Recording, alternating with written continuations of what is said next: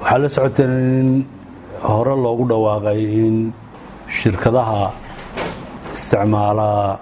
mobeelada lacagta lagu shubo elektroniga hore loogu amray in aanay diri karin $1 iyo wax ka yar oo ahaa go'aan golaha wasiirada Puntland uu soo saaray go'aankaas waa dhaqan galay waxa kaloo dhaqan galay amar hore uu bixiyay madaxweynuhu oo ahaa in bangiyada dawladda ay furaan furuuc sarif ay ka furaan xarumahooda arrintaasna waxaan rabnaa inaan shacabka la wadaagno inuu dhaqan galay oo maanta iyo shalayba ay bangiyada Puntland ay ku hawlanayeen oo ka shaqeynayeen ay fureen furuuc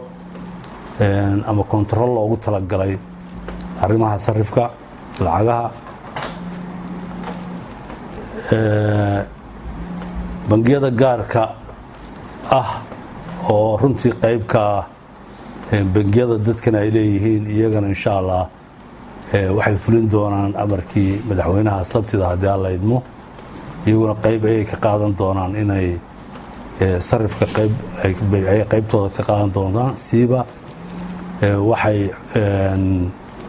ay kala shaqeyn doonaan iska kaashan doonaan macaamiishooda iyo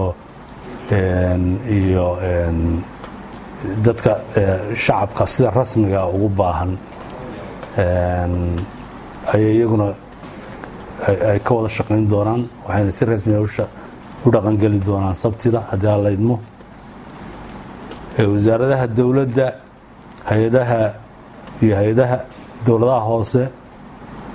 shirkadaha adeegyada bixiya adeegyada guud sida biyaha korontada iyo wixii la mid ah iyagana waxaan rabnaa inaan u sheegno in lagu wargelinayo inay si toos ah u dhaqan geliyaan isticmaalka lacagta shilin Soomaaliga ee laga isticmaalo deegaanada Puntland mana jiri doono muwaadin Puntland ah oo lagu khasbi karo inuu adeegaas ku bixiyo dollarka Mareykanka arrintaa waxaan rabnaa inaan u sheegno dadka adeegyada bixiya publica inay iyo hay'adaha dawladda dawladaha hoose iyo inay lacagta isticmaalkeeda ay ka shaqeysiyaan dhaqan geliyaan dawladda sidii ujeedada ay ka lahayd in dekada laga joojiyo lacagta shilin Soomaaliga oo sida qaloocan ay dadka qaarkii u fasireen maaha dawladdu waxay amraysaa oo cid walba amraysaa in lacagtii laga shaqeysiyo oo la isticmaalo oo waliba iyadoo ay damiin ka tahay lacagtii socotiinteedii sidoo kale shirkadaha bixiya adeega lacagta ee danamaysan iyo applicationada ay ku shaqeeyaan iyagana waxaa lagu wargelinayaa inay farca lacageed oo xadidan oo shilin Soomaaliya ay furaan halkii shirkadaha tusaale ahaan Golis Somtel lacagta ay isticmaal iyo wixii la mid ah iyo applicationadooduba ay hal farshin oo dollarka ku shaqeynayeen waxaa lagu amray oo la dhaqan gelinayaa inay furaan farac kale ama daaqad kale oo lacagta shilin Soomaaliga ay ku shaqeyso lacagtaas oo xadidnaan doonta iyada qudheeda loo samayn doono hab loo xadidi doono